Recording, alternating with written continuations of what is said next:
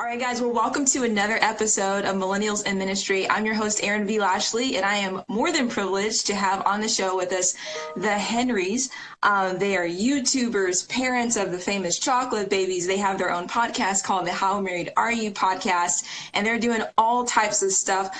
Glen even has a Belief in Fatherhood on YouTube, and he's doing really well with that. And so, guys, just thank you so much for being on the show. No problem.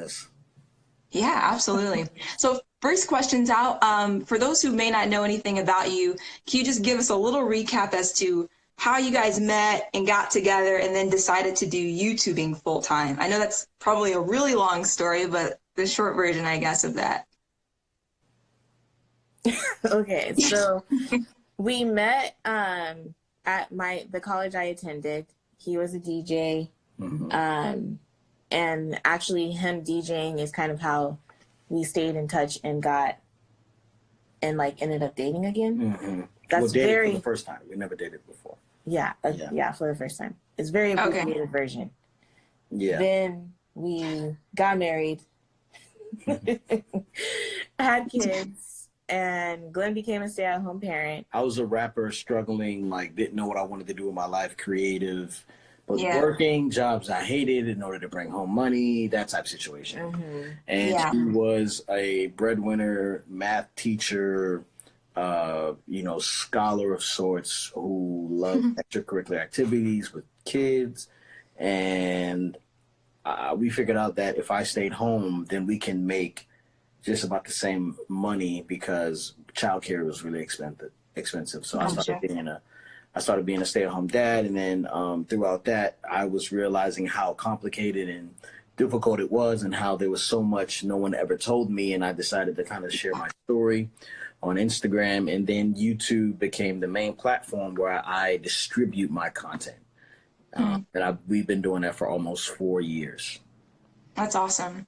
And I love what you guys do. It's funny. I never even thought, I wasn't trying to find you guys. I just kind of stumbled across you because I watched Gary Vee a lot. And then, I didn't even see your real picture, Glenn. I just saw your little icon on the Ask Gary Vee show. I'm like, I like the way he's answering these questions. Let me look him up. And then I'm like, oh, this is dope. And then I'm like, they have a podcast? This is amazing. Wow. Then I watched, every episode, and I'm pretty much all caught up on all of your How Married Are You podcasts and love it. I really love what you guys do. And I just love, your people of faith, you love Black culture, obviously, and you love to raise your kids in a godly way. And, homeschooling your children. I was homeschooled. So I feel I just feel connected to you guys in a really weird way, but I just love watching you, which is really, really cool.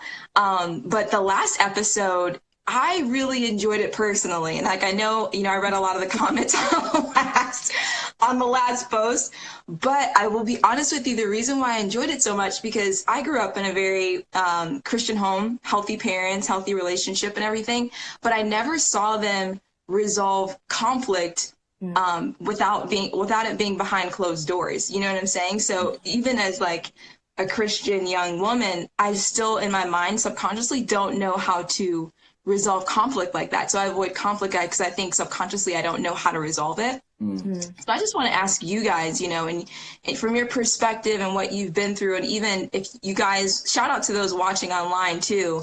Thank you for being with us live. But what advice would you give to people who struggle with that, like I do at times, where you're you avoid the conflict in relationship, even though it's necessary? What do you advise for us? I don't know. I feel if it's a relationship worth fighting for, then you definitely would have to speak up. My mom calls them courageous conversations. There's some courageous conversations you can't avoid.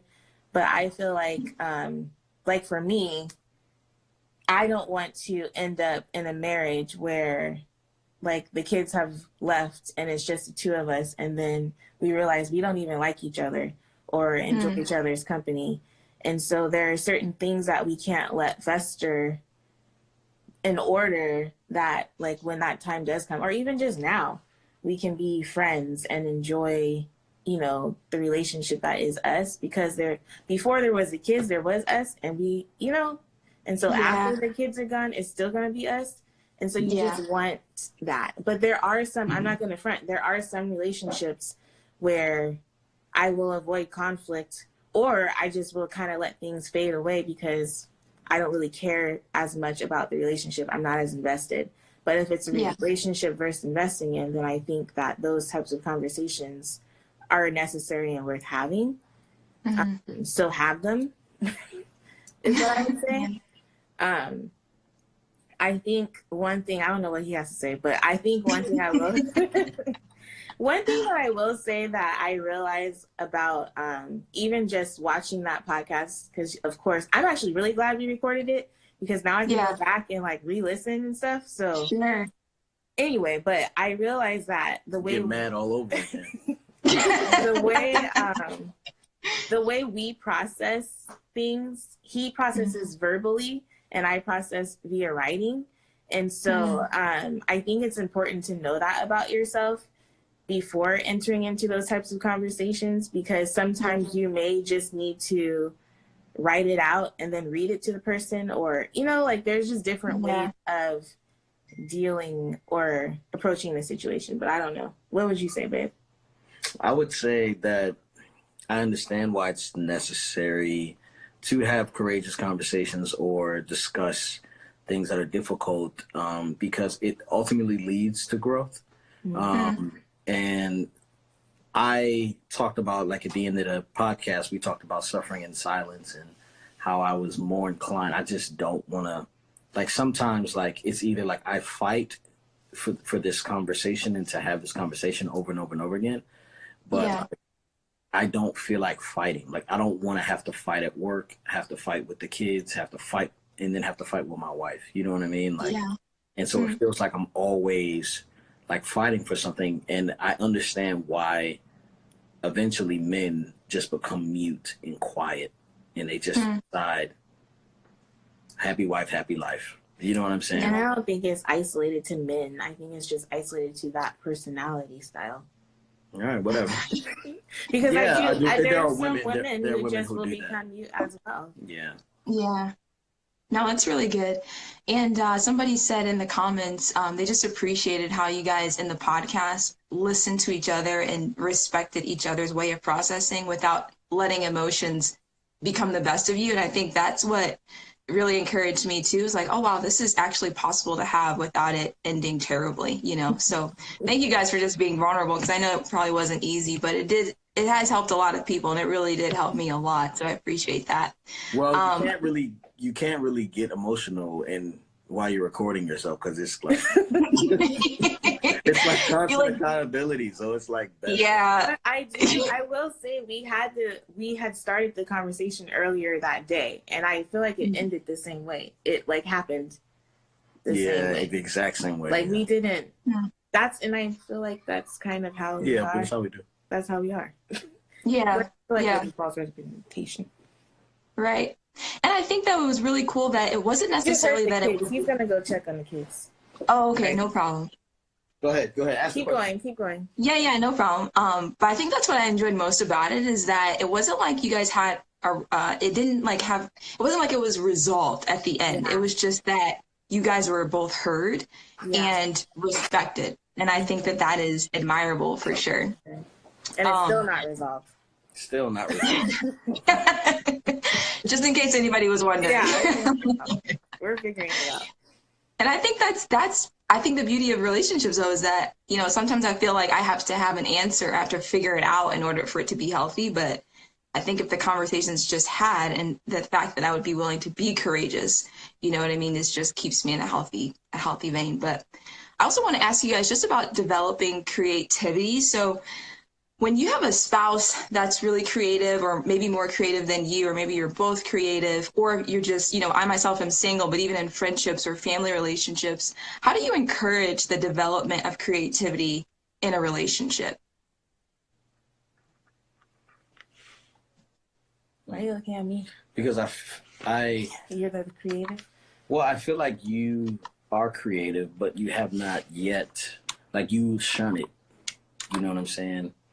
So I don't really know I don't know how to develop it in you when I'm just kind of embracing it for myself as like, you know, like this is what I can actually make money off my creativity. You know what I'm saying? So it's like it was always a freedom, but now it's more of a liberty. Like, no, I have to do this, you know? So I wonder how you would say help me develop creativity. Like, I just feel like you give me time and space to be creative. Yeah. I feel like there's like this element of time and space, but there are also some boundaries that were set in place for that. Like when we first got married, Glenn was actively pursuing being a rapper. And I feel like I was supportive of that, right? No, help. No, I was supportive. It was kind of like, I was supportive enough. Good for you. Enough. No, I was supportive enough, but there were definitely like, I was like, okay, babe. You didn't believe in it. It wasn't real. It wasn't real. Like, you didn't believe in it. But I allowed you to pursue it up to a certain point where it's like, okay, like, so that's not belief. That's permission. That's how. Am I answering the question? Okay, go ahead. I feel like I answered the question. What was the question? Yeah. The question is, how do you encourage the development of creativity in a relationship? So I gave you permission, whatever you want to call it. Space. Well, there was a lot. I mean, I think that's something we're still trying to figure out. I think we kind of figured it out somewhat, but during that time, I feel like it was like, hey, I know you want to rap, but man, you would be a great DJ. And she would like try to convince me to like get wedding clients, but I hated DJing. Like, I hated it.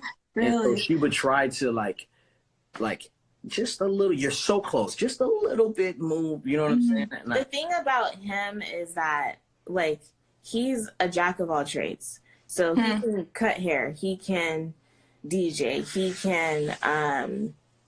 can create videos, he can rap, there's just so many different things he could do. He's very good at teaching, at speaking and whatever. And so a lot of times I would just like, I was trying to help him figure it out because he didn't have it figured out.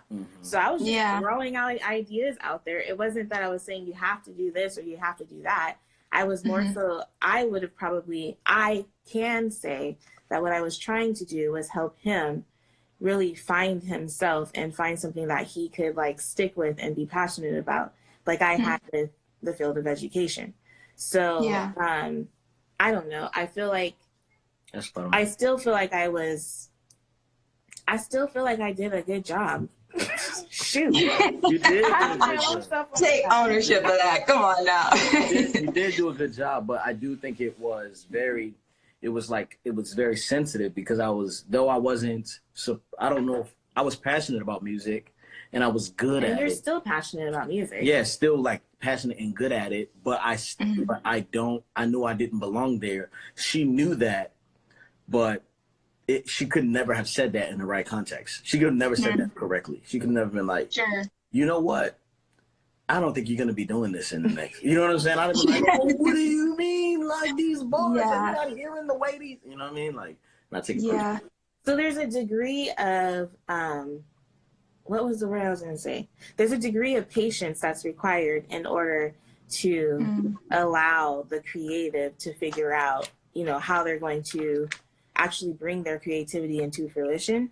For us, we needed, like, if he was going to be doing these types of things, we needed it to be such that it was providing us with some kind of financial stability. And so, like, he's always been able, I feel like, to foster his creativity, but there was also this element of you need to have a job or you need to do something. But and it wasn't just her saying that. Like, I wanted to bring home money. Like, I did not want to just be out here like doing nothing. Yeah. Right. Especially when I found out we had bills. You know what I'm saying? Like, like big bills. Things you have to pay for. Large bills. Understood. But whatever. Okay. Yeah. So what about when you're trying to maybe help a spouse or even a child? I don't know. I mean, I know you guys have young kids, but have you seen glimpses of gifts that they might have? And how do you encourage someone, a friend or spouse or even a child, to identify what their gifts are when they themselves maybe necessarily don't see it, or maybe you don't even know what it is, but you're just trying to help them see, what are my gifts? Like, what am I good at? How do you do that in a relationship? I feel like you need to like just show how you need to give people like expose them to things. So if you may have a connection or a relationship that some person can gain some insight from, or a possibility to do an internship at a place that would be helpful for them, or like I think some people need that proof to bring it out of them. Other people, I believe, just need time and space. Like Theo needs to be exposed to art in order to like think that he can do it. He was watching the new Spider-Man movie, Into the Spider-Verse, and the opening scene, Miles Morales is drawing on his like pad. You know what I'm saying? And kind of listening to music, and so now Theo walks around with a little pad and just is kind of. I didn't even tie that into just now. Yeah, and so. Wow. But Uriah, he goes off and just does creative things all the time, and so it's like.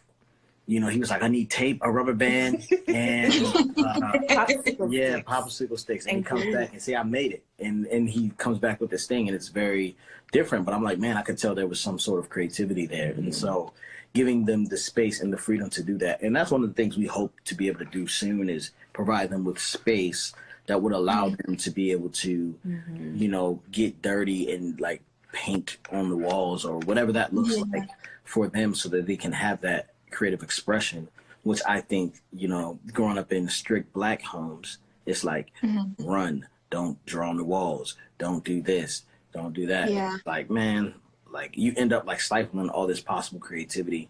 Sure. Some places though. Mm-hmm. Would you have anything else to add to that, Yvette? No, I'd say ditto. I definitely agree with exposure. Because sometimes, I don't think I got enough exposure as a younger person, as far as things that I could do. But no, that's good.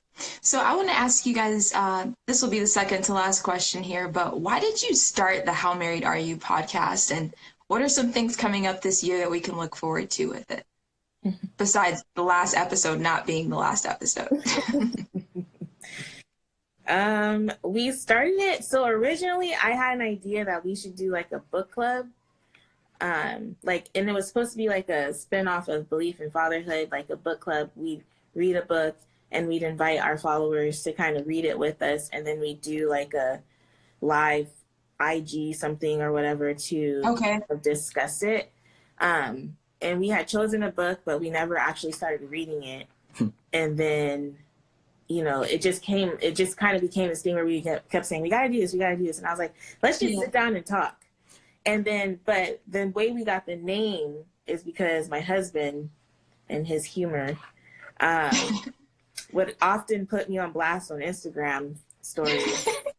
And I don't even know the type of stuff he posts, but he posts something and he goes, how married are you? Yeah. Yada, yada, yada, yada, yada. And then it just kind of became a thing. So then when we started the podcast, we just sat down and talked, and we were like, let's just call it How Married Are You? No, we asked the supporters. Oh, we asked the patrons. And they said, I think Cherie. Okay. Are you the one? I think Cherie's in here, and I think she was like, y'all should just name it How Married Are You? I think that's Cherie Wilson who's in here. And then, but it was before that we were talking to Cakes by Carrie. Bakes by Carrie, I think. And so John Pendleton, I think his name is. And so we sat down in the IG Live just like this, and we just talked, and it was so easy. I was like, man, we should do that. And so because I have so much equipment here from music anyway, it's kind of like, let's just try and see what happens. And that's kind of where it started. But I was always thinking like, we need a way to supplement income, and we need another outlet to, and I knew that, the mission for Belief in Fatherhood is equip fathers, give hope to mothers, and inspire children. And so I knew that I was doing the first two, but I wasn't really honing in on the female audience like that. And so How Married Are You gives like much love and appreciation to the female audience who I speak, I guess, from more of a male perspective all the time. You know what I'm saying?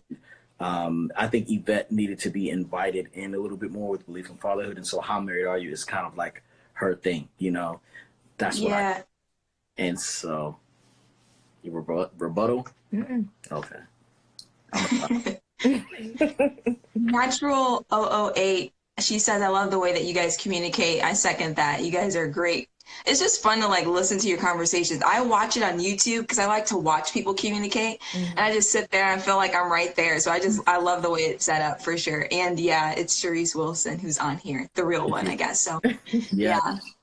Yes, thank you. But so the Millennials in Ministry podcast, I started it because I wanted it to be a podcast for millennials who want to make an impact in their community. So this is a question I ask all of my guests. What's one piece of advice that you would give to other millennials who are wanting to make an impact?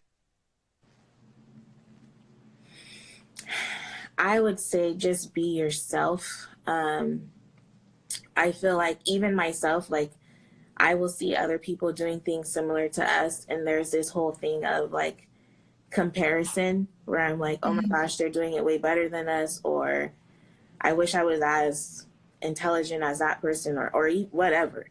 And lately I've just been encouraged to just be myself, because obviously there are people that relate to me and who need to hear my voice specifically.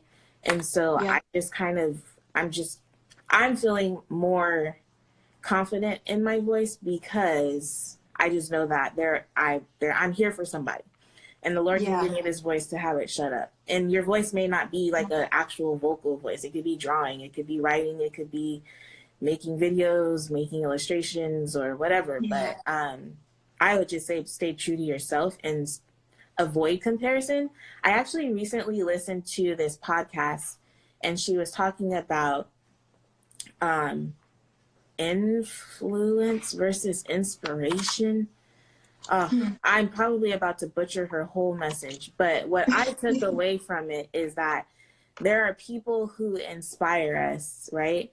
And she defined the word inspiration. I don't even remember what the word inspiration was, but there are people who inspire us, and we like will follow them or whatever. But then there comes this point where it's like, are you trying to be them or whatever? But inspiration is more so like a trigger for your own creativity or your own whatever it is that you have going on. And that's something that we have to be careful of when we are finding ourselves inspired or influenced by people.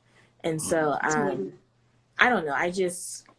That's what I would say. Yeah, I would say authenticity, like Yvette just said, like just to piggyback on that, like when people talk about what they like about what we do, it's always the fact that it's authentic. And so that's kind of like, that's the real thing that's who we are. So the fact that we are, what sets us apart is being who we are. That means there's a lot of other people who are not who they really are, you know, and people can see through it. And so the value of just being real and yourself is just like, it's crazy important, not only to your brand, but to your legacy, because after you do your brand, you're not going to be that person. And so there's a whole nother thing. It's so much I can tell you, but there's another thing about being on, right? And so sometimes I don't want to entertain, or I don't want to, you know, be this guy, but I'm forced to be on because I'm around people, you know? And so the closer you are to your authentic self, the less you have to pretend and be on.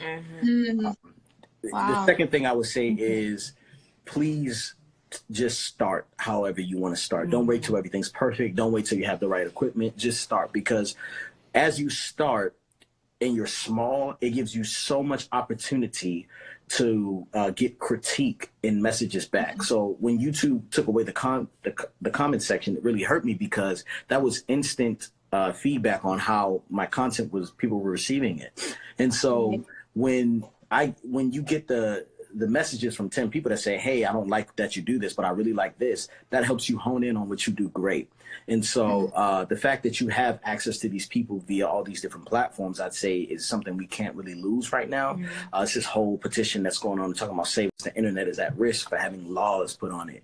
There's this thing happening, you talk about net neutrality, and so the potential of like losing free access to the internet is that we would then, like, if we can upload to the United States, but then if we wanted to upload to the UK, we would have to pay a fee. So every time we upload, we'd have to pay a fee. Wow. And then, so the internet would be, so all these bigwigs would be making all this money. So if you don't know anything about, you know, what's happening with Save the Internet, you guys should really research that and try to do everything you can to talk to people who are in power, to get them to, you know, not let that thing go through, net neutrality. But another thing I wanted to say real quick is you know, protecting your genius and realizing that, you know, the difference between someone being a genius is and not being a genius, because that person stuck to their idea and saw it all the way through. You know, some things that you have in your mind, you're like, man, that's a good idea, but people are going to laugh at me. I don't have enough money or whatever. But if you stick to that idea and you see it all the way through, people are going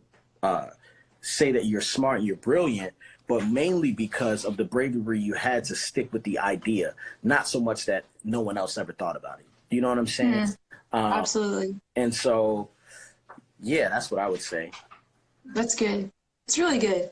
Thank you guys so much for being on the show and just, you know, taking some time out of your day. I know you take your kids, going to have dinner soon and everything, but it really does mean a lot that you would say yes and just allow me to have conversation with you and let us just tune in with you. But if people want to follow you, stay in touch with you, support you in any way, I know you guys have many different opportunities for people to do that. Would you mind just sharing that with us? Instagram, how married are you? And I'm Mrs. Melanin. I'm Belief Mel, but I would just say, how married are you? Is that, how married are you? If you look that awesome. On YouTube or Instagram, that's where we are. That's the best way to get in Perfect. touch with us for sure. And the podcast. I mean, and the apps. Good deal. And I'll put links to like your PayPal and your Patreon too, if people want to do that. So thank you. Thank you. yeah, absolutely, for sure. Thank you guys so much for your time, and I'll definitely be cheering you on, watching every episode, and just staying a faithful fan. So I appreciate you guys. Thank you so much. Thank you. You're welcome. Have a good night. You too. You too.